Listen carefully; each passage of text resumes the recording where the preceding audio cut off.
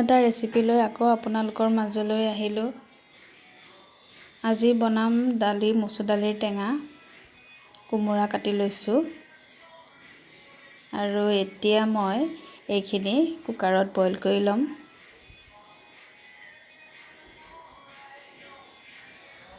পানী দি দিছোঁ।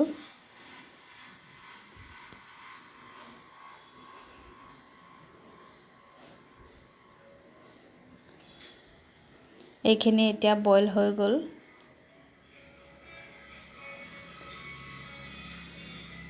এতিয়া এখন কেৰাহী পাতি লৈছোঁ।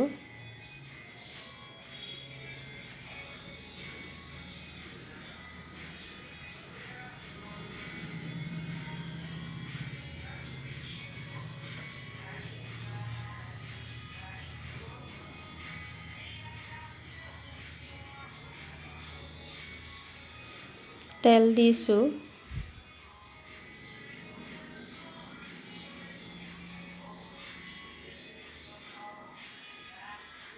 তেলখিনি গৰম হৈ গৈছে।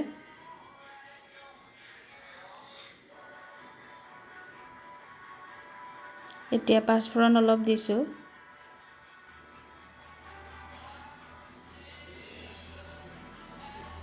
ভালকৈ ফুটিবলৈ দিব পাঁচফোৰণখিনি।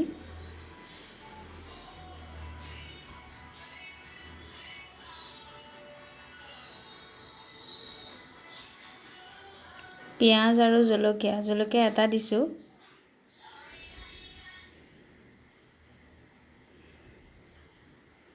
ভালকৈ এতিয়া লৰাই দিম।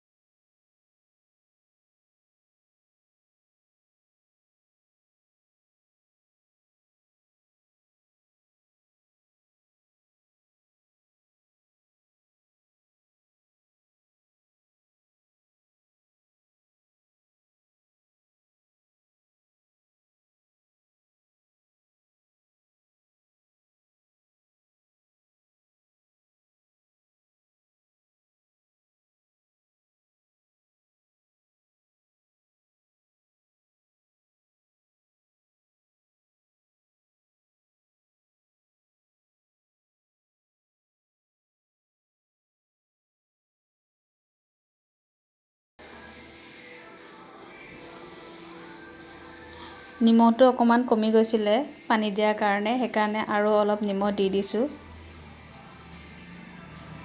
এতিয়া ভালকৈ লৰাই দিছোঁ, অলপ ভালকৈ উতলক।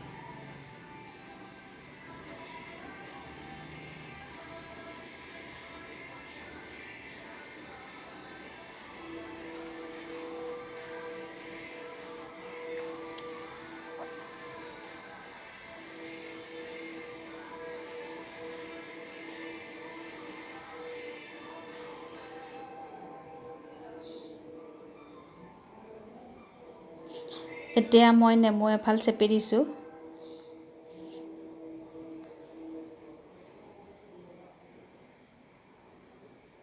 এয়া মোৰ তৰকাৰী হৈ গ'ল।